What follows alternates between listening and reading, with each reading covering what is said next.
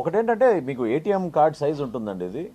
రెండోది గతంలో మీకు మీ కార్డ్ నంబర్ కూడా కనపడేది కాదు. క్లియర్గా మీరు ఎక్కడున్నా దూరం నుంచి చూసినా మీకు కార్డ్ నెంబర్ కనపడుతుంది.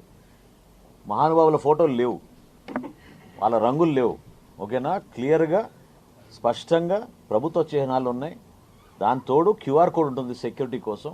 మీరు కూడా చెక్ చేసుకోవచ్చు. నేను మీకు అవకాశం ఇస్తున్నా, మీరు ఈ బాక్స్ తీసి మీరు ఈ క్యూఆర్ కోడ్ మీరు స్కాన్ చేస్తే ఇది ఎక్కడిది, ఈ బాక్స్ ఎక్కడికి వెళ్ళాల్సింది, అదేవిధంగా ఈ కార్డు ద్వారా కూడా మీరు చెక్ చేసుకోవచ్చు.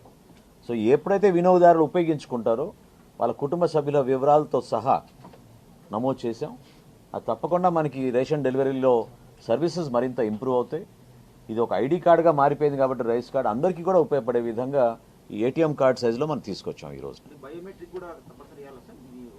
అంటే మేము ఐరిస్ రికగ్నైజ్ చేస్తున్నాం, బయోమెట్రిక్ రికగ్నైజ్ చేస్తున్నాం, ఆధార్ రికగ్నైజ్ చేస్తున్నాం. సో నాలుగు డిఫరెంట్ ఆపర్చునిటీస్ ఇస్తున్నాం మన రికగ్నిషన్లో. అక్కడెక్కడ పొరపాటు లేదు.